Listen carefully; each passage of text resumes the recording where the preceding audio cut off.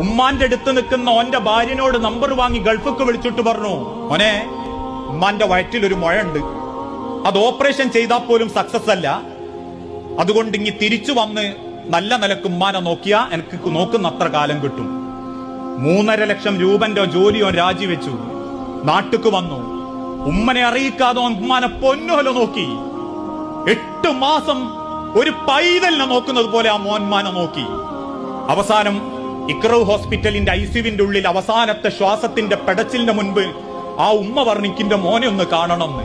അകത്തേക്ക് വിളിച്ച ആ മോന്റെ കൈ അമർത്തിപ്പിടിച്ചിട്ട് ആ ഉമ്മ പറഞ്ഞത്, അവൻ ഇപ്പോഴും കണ്ണു നിറഞ്ഞിട്ട് പറയും, എന്റെ കൈ ഇങ്ങനെ മുറുകെ പിടിച്ചിട്ട് എന്റെ അമ്മനോട് അവസാനം പറഞ്ഞത്, മോനെ, ഇനി പടച്ചോൻ ഇനി ഉമ്മാക്കൊരു മോനെ തരുമെങ്കിൽ മോനായിട്ട് എന്നെ തന്നെ ഉമ്മ ചോദിക്കൂട്ടോന്ന്. അതും പറഞ്ഞിട്ട് എന്റെ അമ്മ എന്റെ കൈമന്ന് മരിച്ചു പോയത്.